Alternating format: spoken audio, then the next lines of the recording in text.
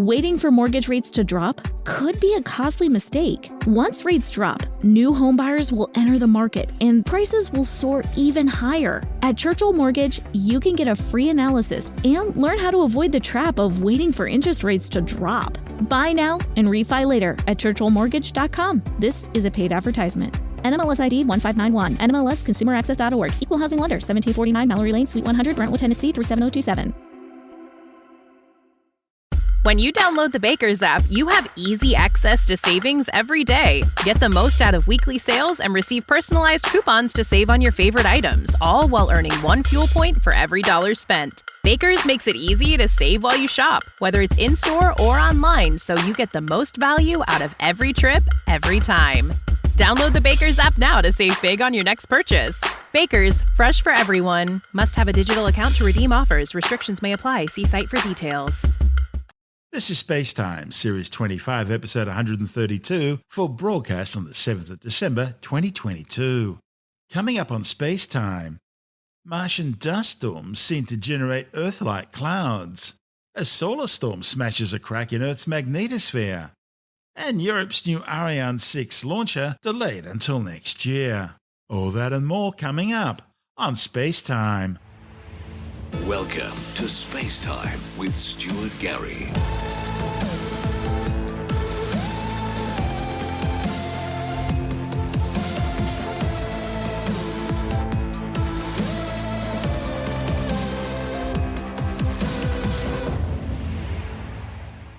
The European Space Agency's Mars Express spacecraft has revealed that the red planet churns up surprisingly Earth-like cloud patterns that are reminiscent of those seen in our planet's tropical regions.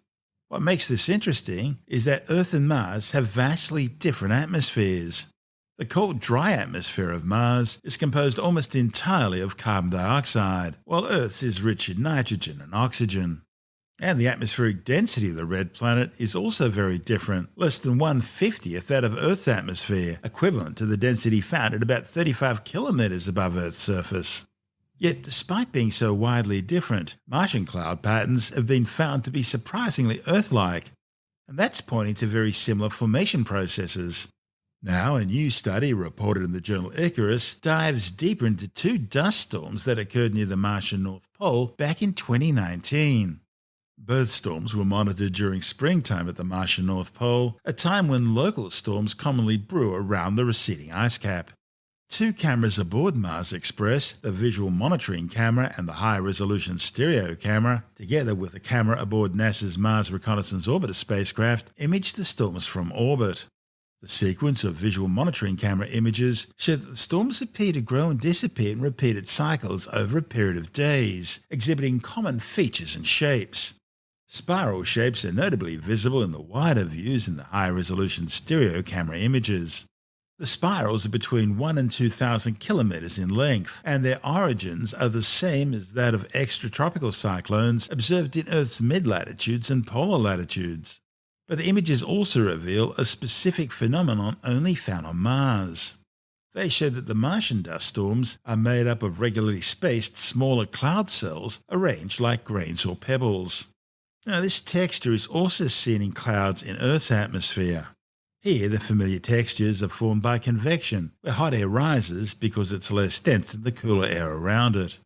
The type of convection observed here is close cell convection, when air rises at the center of a small cloud pocket or cell, and the gaps in the sky around the cloud cells are the pathways for cooler air to sink below the hot rising air.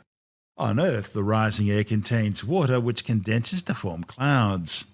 The dust clouds imaged by Mars Express are showing the same process, but on Mars the rising air columns contain dust rather than water. The sun heats the dust-laden air, causing it to rise and form dusty cells. The cells are then surrounded by areas of sinking air which has less dust, and this gives rise to the granular patterns also seen in images of clouds on Earth. By tracking the movement of cells in a sequence of images, the wind speeds on Mars are also measured. It seems the winds blow over the Martian cloud features at speeds of up to 140 kilometers an hour, causing the shape of the cells to elongate in the direction of the wind. So, despite the chaotic and dynamic atmospheres of Mars and Earth, nature still manages to create these orderly patterns.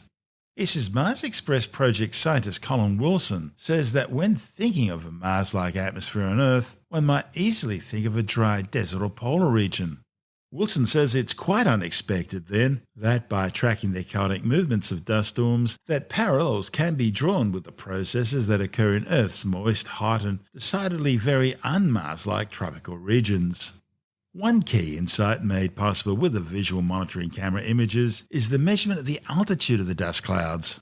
The length of the shadows they cast can be measured and then combined with knowledge of the sun's position in order to measure the height of the cloud above the Martian surface. The results reveal that dust can reach approximately 6 to 11 kilometers above the ground, and the cells typically have horizontal sizes of between 20 and 40 kilometers.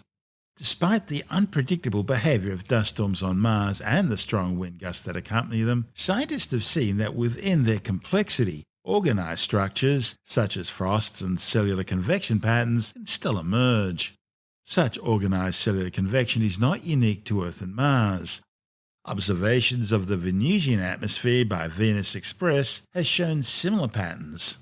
As well as understanding more about how planetary atmospheres work, understanding dust storms is relevant for future missions to Mars. That's because in extreme cases, dust storms can block out much of the light from the Sun from reaching the solar cells on rovers on the surface of the red planet.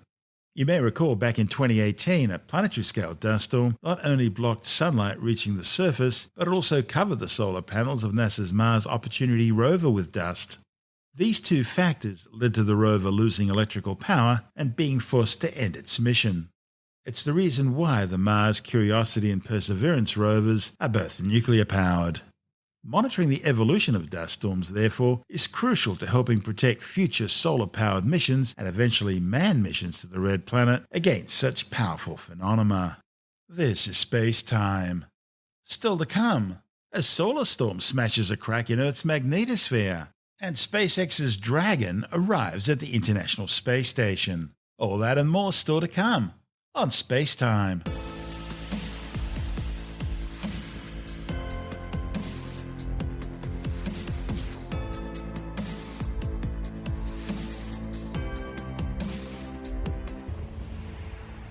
Okay, let's take a break from our show for a word from our sponsor, NordVPN. We've been talking a lot about NordVPN throughout the past year, and so hopefully by now you know just how good it is and why we think it's important that, like us here at SpaceTime, you too have this great online security, peace of mind, safety, and of course privacy. Well, it's that time of the year again, time to start thinking about gifts, especially for those, shall we say, difficult to buy for friends and family members. You know the ones I mean. And then there are those who complain about being hacked or having viruses or having the computer run really slowly because of other stuff on there. Or maybe you just really want to give yourself a nice little gift. Well, NordVPN is the perfect answer. It shows you care, it shows you're interested in their security and well-being, and let's face it, it's definitely better than buying them another pair of socks.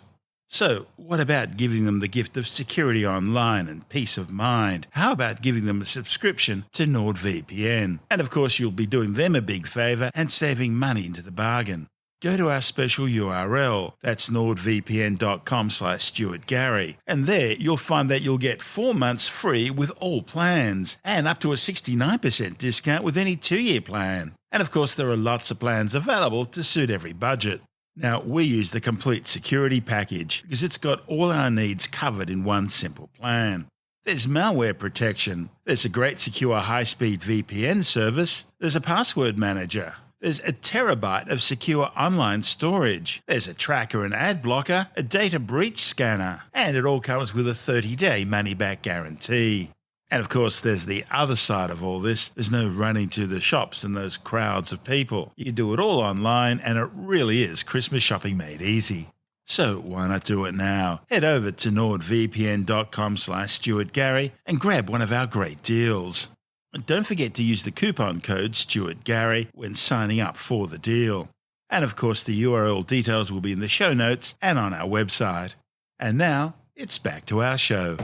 You're listening to SpaceTime with Stuart Gary. It's been revealed that solar storms which smashed into the Earth last month cracked a hole in the planet's magnetosphere, triggering rare pink aurora. The extremely rare space weather events filled the Norwegian skies with an explosion of neon pink auroral activity. Aurora occur when high-energy charged particles, usually protons and electrons, generated during geomagnetic storms on the Sun, collide with the Earth's magnetosphere and are guided by the planet's magnetic field lines through the ionosphere, a region of charged particles. As these particles travel towards the north and south magnetic poles, they collide with oxygen and nitrogen atoms and molecules in the Earth's upper atmosphere. That causes them to excite and emit photons, giving off a glow and producing those colourful curtain-like displays known as the northern and southern lights, the aurora borealis and aurora australis. Now, the colours emitted depends on which particles are being ionised. Reddish-brown glows are caused by the collision of particles with a single oxygen atom in Earth's upper atmosphere that's above 300 kilometres. Lower down, the commonly seen green hues are created by a single oxygen atom down to altitudes of about 100 kilometres. The kaleidoscope turns a whitish yellow beige when nitrogen is mixed in with the oxygen. An aurora will exhibit a pink, blue, red or even purple glow in the lower atmosphere, which is caused by the excitation of molecular nitrogen below 100 kilometres. That's what we've seen this time. Amazingly, the geomagnetic storm which triggered this sky show was caused by a relatively minor G1 class solar storm which slammed into the Earth on November the 3rd. Witnesses say the event lasted about 6 hours and also generated strong green aurorae during the evening. This is SpaceTime.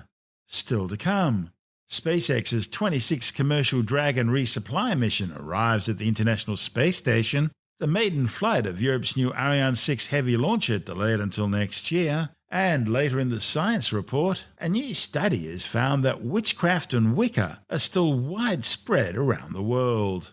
All that and more still to come on SpaceTime.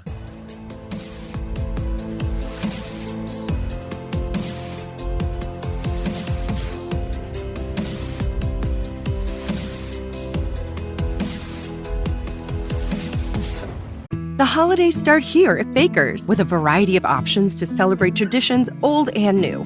Whether you're making a traditional roasted turkey or spicy turkey tacos, your go-to shrimp cocktail, or your first Cajun risotto, Baker's has all the freshest ingredients to embrace your traditions. Baker's, fresh for everyone. We've locked in low prices to help you save big store-wide. Look for the locked in low prices tags and enjoy extra savings throughout the store. Baker's, fresh for everyone. SpaceX's 26th commercial Dragon resupply mission for NASA has successfully docked to the International Space Station 2 days after launching from Pad 39A at the Kennedy Space Center in Florida.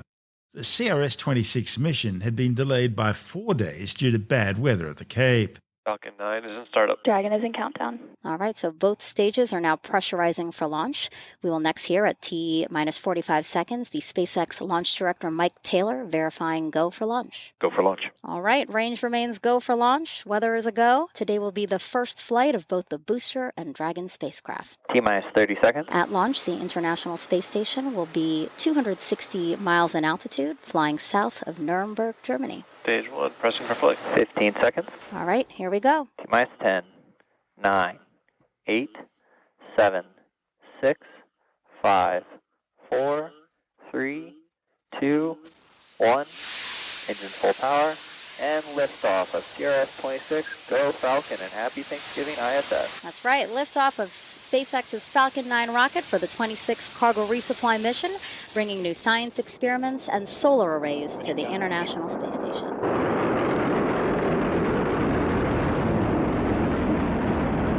Falcon 9 carrying CRS-26 on its way to the International Space Station. We are throttling down the engines on the first stage, and this helps us prepare for max Q, which is maximum dynamic pressure. It's the largest structural load that the vehicle sees on ascent. Max Q. There's that call out that we passed through max Q. We are coming up on a few events happening back to back. That's going to be MECO, or main engine cutoff, as the first event.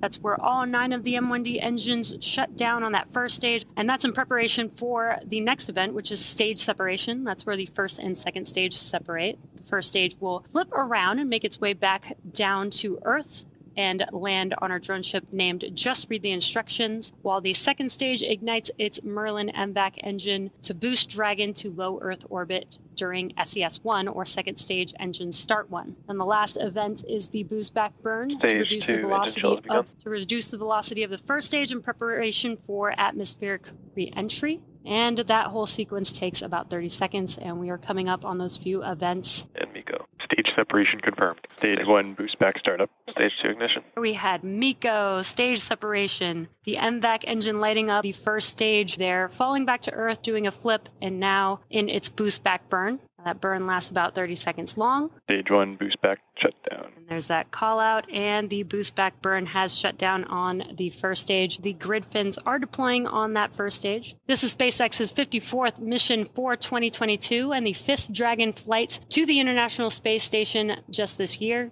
Now, we lifted off just about 4 minutes ago from Kennedy Space Center at Launch Complex 39A. And so far, both vehicles on nominal trajectories. For the first stage, in order to make its way back to our drone ship, again, just read the instructions. It has a couple more burns to execute. The first is the entry burn. That's where 3 of the Merlin engines reignite. This entry burn helps to slow the vehicle down as it re-enters the upper part of the Earth's atmosphere. Now, the second burn is the final burn for the first stage. It is called the landing burn, and this is a single engine burn that brings the vehicle's speed down rapidly in order to touch down on the drone ship. Some bursts of gas, that is nitrogen gas burst for attitude control. 4 grid fins on the first stage. These are hypersonic grid fins positioned near the top of the first stage. So once it's in the atmosphere, stage 1 only uses the grid fins to steer as it makes its way back down to Earth.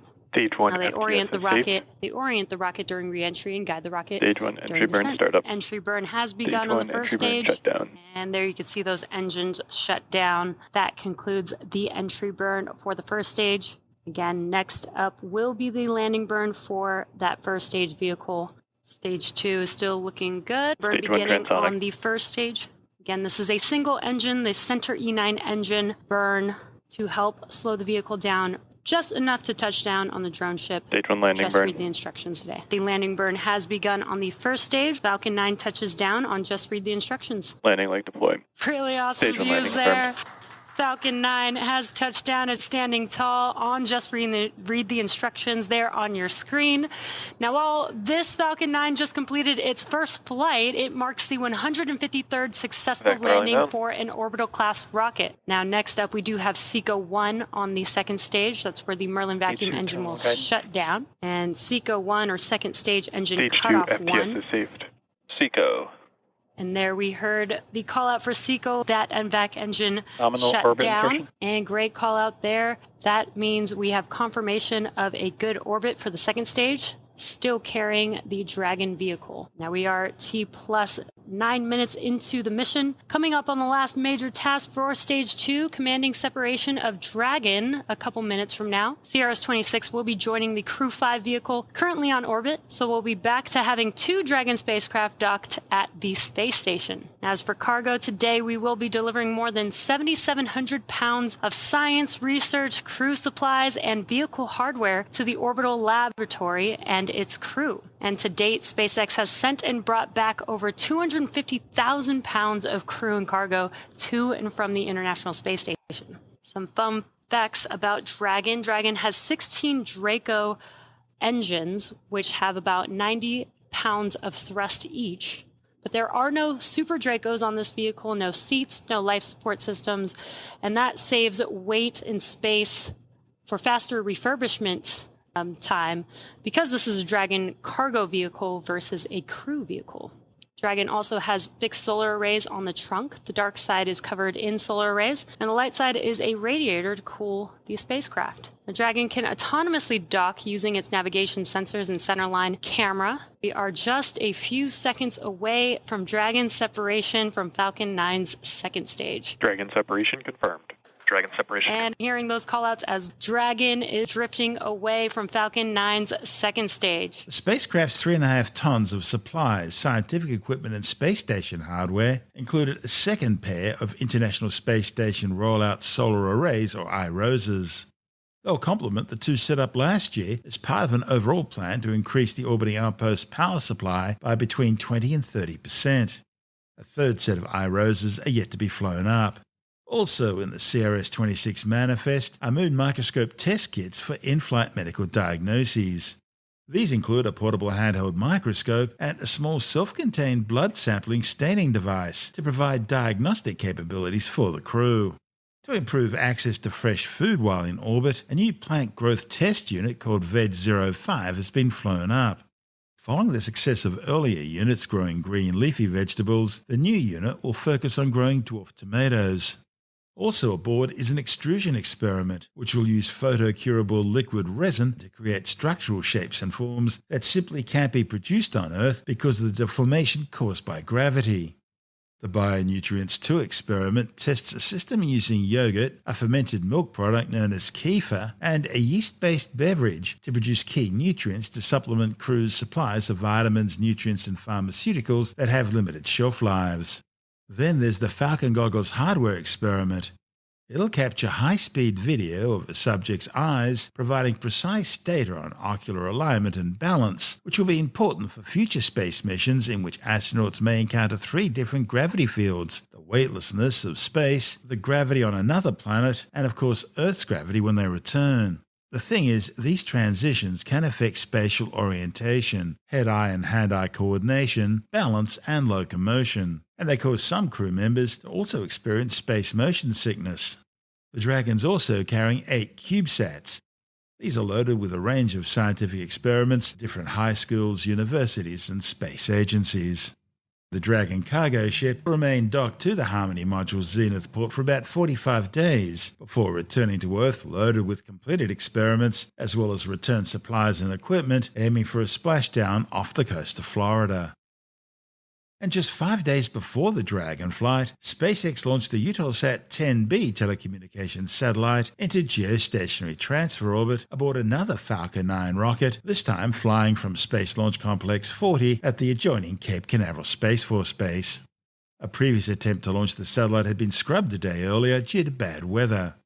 The 6-ton Thales Alenia space-built satellite will provide broadband communications covering an area from the North Atlantic across to Asia, including vast areas of Europe, the Middle East and Africa. SpaceX used an expendable version of the Falcon 9 for this mission, sending the Eutelsat 10B to a high-energy supersynchronous transfer orbit, which will shorten the time it takes for the all-electric satellite to reach its final geostationary orbit using just its own thrusters. Of course, all the attention at the moment is on the 2 big American mega-rockets, NASA's Space Launch System, or SLS, which has just flown the Artemis 1 mission's Orion spacecraft to the Moon, and SpaceX's soon-to-fly Starship Super Heavy, an even bigger rocket than the SLS, which is now being developed in Texas and could launch on its maiden flight later this month. But there are other players building big new launch vehicles. The United Launch Alliance is still developing their new Vulcan Centaur rocket. It was supposed to fly this year as well, but has now been delayed till at least next. It'll eventually replace both the Atlas V and Delta IV launch vehicles. And the European Space Agency are also developing their own new launch vehicle. It's called the Ariane 6, and it will replace the current Ariane 5. Like the Vulcan Centaur, the Ariane 6 was developed to halve launch costs compared to the Ariane 5, and also increase the number of launches per year from the current 6 or 7 up to as many as 11 flights annually. Arianespace now expects the first launch for the Ariane 6 to take place sometime during the 4th quarter of next year. ESA's Director of Space Transportation, Daniel Neuenschwender, says the latest delay was caused by several factors, including the introduction of a new power unit and delays in testing and developing of the robotic arms which assist on the launch pad during rocket fueling. Meanwhile, Arianespace Chief Executive Stefani Israel says more than 29 launches have already been booked for the Ariane 6. Ariane 6 is designed around 2 core stages, both powered by liquid hydrogen and liquid oxygen. The first stage uses an improved version of the Vulcan engine already used on the Ariane 5. Known as the Vulcan 2.1, it'll help propel Ariane 6 for the first 10 minutes of flight, up to an altitude of around 200 kilometers, delivering 135 tons of thrust in a vacuum. It has a simplified but more robust nozzle, a 3D printed gas generator, and a heater for oxygen tank pressurization. The engine's first test campaign began in January this year, with the first test firing being at the German space agency DLR's test facilities at Leopoldshausen. A total of 12 successful engine tests were undertaken during the initial campaign, culminating in over 105 minutes of burn time. A second test campaign began in October.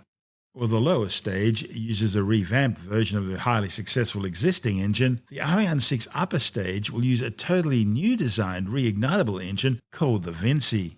This will increase operational flexibility for the Ariane 6, allowing more precise orbital insertion and also ensuring that the upper stage can deorbit safely at the end of its mission. The Vinci was also tested at Leopoldshausen, being ignited over 140 times, including multiple reignites in succession in near-vacuum conditions, in order to complete its qualification.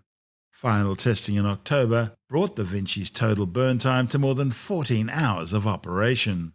However, most of the initial liftoff thrust for the Ariane 6 won't be provided by the liquid-fueled engine, but by either 2 or 4 strap-on solid rocket boosters attached to the first stage. The Ariane 6-2 version will feature 2 P120 strap-on boosters, while the Ariane 6-4 variant will use 4 of them. The P120 is now flight-proven. It underwent hot firing in French Guiana in July 2018, with the SIB burning 142 tons of propellant in 135 seconds. The P120 also forms the core stage of the smaller Vega C rocket, which undertook its maiden flight into space successfully in July. During October, the Ariane 6 was fully integrated into its new launch complex at the Kourou spaceport in French Guiana for the first time. The new launch facility was built by the French space agency CNES and includes a vehicle assembly building, fueling and ancillary facilities, a 700-ton launch table, and an 8,200-ton mobile gantry that'll store and protect the Ariane 6 until it's retracted 5 hours before each launch. With the Ariane 6 now fully integrated into the launch pad, combined tests are validating the rocket, the launch pad, and the shared electrical, fluid, and mechanical systems, seeing how they operate as a single complete unit. These combined tests include tank filling and drainage operations, which guarantee smooth running of the launch sequence. Flight and control software are also being tested. It's capped off a busy year for the Ariane 6's development. Currently, there are more than 600 companies across 13 European nations which are manufacturing components for the new rocket. This report from ESA TV. In the forests of Lampolshausen near Stuttgart lies the German Aerospace Agency's Institute of Space Propulsion. Over the last 40 years, nearly all the liquid propulsion engines of every version of the Ariane launch vehicle have been tested here, and ESA's new Ariane 6 is no exception. With its maiden flight in sight, many of its components are being checked here. To accommodate this new vehicle, several of the test facilities have been modified. We have the P5, which is testing currently the main stage engine, the Vulcan 2.1 for the Ariane 6. It looks like a launch pad, complete with different floors in a tower, similar to the ones at Europe's spaceport in French Guiana. Operations inside this facility are monitored from a central control room. After final preparations, a countdown marks the start of the test, just like an actual rocket launch. The Ariane 6 upper stage incorporates the Vinci reignitable rocket engine. This reignition is a key feature, adding versatility to Ariane 6 missions. While this engine has already been hot fire tested, it's essential to also understand the overall behavior of the whole upper stage before Ariane 6's maiden flight. In the development of a launch system, you want to test the stages in the closest condition to the flight one. So we want to have a real stage test and not just a giant test, which is performed in another test bench close by here. At the Ariane 6 upper stage test stand, all aspects of the flight are simulated, such as the preparation of the stage and also the flight itself. It's important to know how the upper stage behaves when the Vinci engine is running. The upcoming launch of Ariane 6 generates a lot of activity here in Lampolshausen, but also in factories and research centres all over Europe, and of course in Kourou, where a massive launch pad is being built. For the development of Ariane 6, the approach is new. Design and manufacturing are done almost in parallel.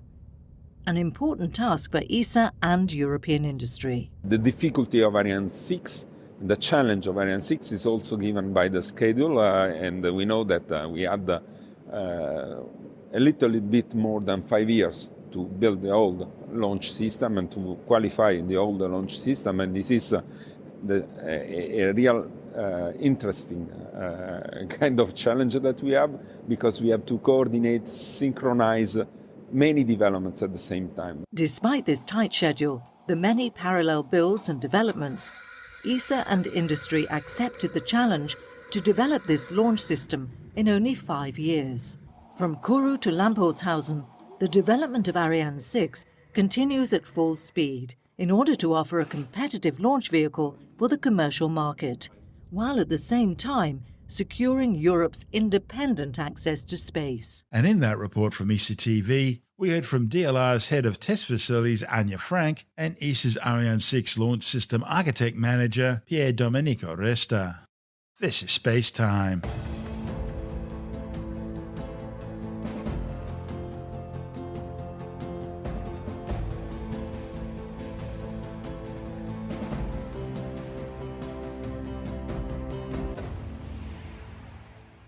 And time now to take another brief look at some of the other stories making news in science this week with a science report. A new study has found that the Moderna bivalent vaccine, which contains both the Omicron-specific and original vaccine mRNA, was able to generate a potent antibody response against the BA.2.75 Omicron Centaurus subvariant. The findings, reported in the New England Journal of Medicine, suggest that these vaccines also have the ability to work against emerging Omicron subvariants that are not contained in the vaccine. Scientists found the Omicron BA.1 containing bivalent vaccine mRNA 1273.214, which is currently authorized for use in multiple countries, elicits strong neutralizing antibody responses against Omicron BA.1 as well as the dominant BA.4 and BA.5 subvariants. But the Omicron BA.2.75 subvariant, which has been steadily increasing in prevalence in at least 36 countries, contains potential antibody escape spike mutations. And the new trial was designed to see how well the new bivalent vaccine worked against it. Almost 6.7 million people have now been killed by the COVID-19 coronavirus since it was first detected near China's Wuhan Institute of Virology around September 2019. However, the World Health Organization says the true death toll is likely to be over 15 million, with there now being some 650 million confirmed cases globally. Meanwhile, the Lancet Commission, a panel of world-leading experts in policy and disease management, estimates around 18 million people have now died because of COVID-19. A new study suggests that a good cup of black or green tea may be even better for you than previously thought. The findings, reported in the Journal of Arteriosclerosis, Thrombosis and Vascular Biology, suggest that thanks to flavonoids, a daily cuppa could help you enjoy better cardiovascular health in later life. Flavonoids have long been known to have many health benefits. However, the new research by scientists at the Edith Cowan University shows that they may even be better than previously thought. And if you're not a tea drinker, don't worry, there are lots of other things you can add to your diet. Flavonoids are naturally occurring substances found in many common foods and beverages, including apples, nuts, citrus fruits, and berries. A new study has found that witchcraft and Wicca are still widespread around the world. Scientists from the American University in Washington, D.C. compiled the data set to investigate key factors associated with such beliefs. Their findings, reported in the journal PLOS ONE, looked at these beliefs among more than 140,000 people from 95 countries. Understanding people's witchcraft beliefs can be important for policymaking and community engagement efforts.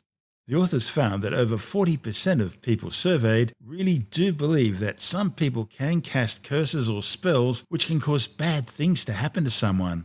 While witchcraft beliefs appear to exist globally, they vary substantially between countries, with just 9% of people in Sweden reporting a belief in witchcraft compared to 90% of people in Tunisia. The analysis suggests that while beliefs cut across socio-demographic groups, people with higher levels of education and economic security tend to be less likely to believe in witchcraft. Witchcraft beliefs are also linked to weak institutions, low levels of social trust, and low innovation, as well as conformist cultures and higher levels of in-group bias. That is, the tendency for some people to favour others who are similar to them. The trusted Australian consumer watchdog group Choice have issued a warning about extended warranties offered by some major retail stores, claiming they're poor value for money. Choice investigated 80 Harvey Norman, JB Hi-Fi and the Good Guys stores across the country. They found that 71% of these stores provided misleading information on a customer's rights if the product fell beyond the warranty period. 91% tried to sell poor value extended warranties that often don't provide much more cover than you already have under the Australian consumer laws. They also found that many stores wrongly claimed that consumers had to pay for repairs themselves and deal directly with the manufacturer once the warranty period ran out. With the details, we're joined by technology editor Alex Zaharov-Reutt from itwire.com. Choice.com.au, or Choice Magazine as it used to be known, is a well-known consumer advocate in Australia, put out a report about how some of the major retailers in Australia are pushing these extended warranties, which in many cases actually give you either the same rights you already have under the Australian consumer law, or they actually limit your rights when you compare them to what you get under the Australian consumer law, which is quite a funny thing because you really should not be having your rights limited in any way. And one of the issues is, for example, often devices say they'll come with a 1-year warranty, but under the Australian consumer law, they really should come with a 2-year warranty. But beyond that, depending on the item it is and how much you paid for it and other factors, the warranty could actually extend well beyond 2 years, given that certain devices should have an expected lifespan, and under the Australian consumer law, they should last that long. So if you had an expensive TV that conked out after 2 years or 3 years, even up to 3 years, the retailer is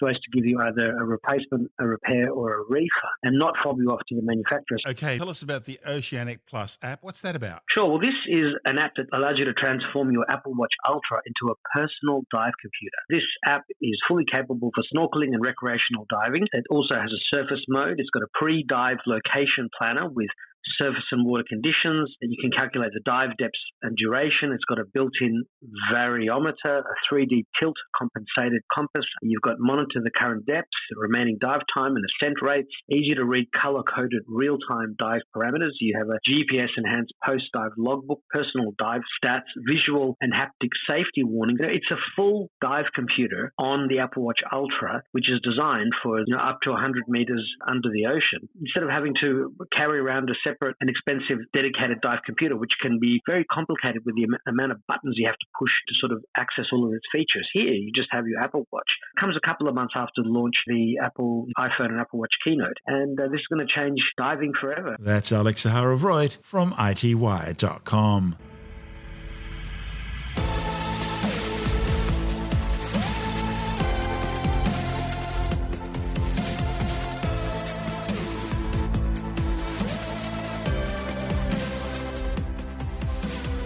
And that's the show for now.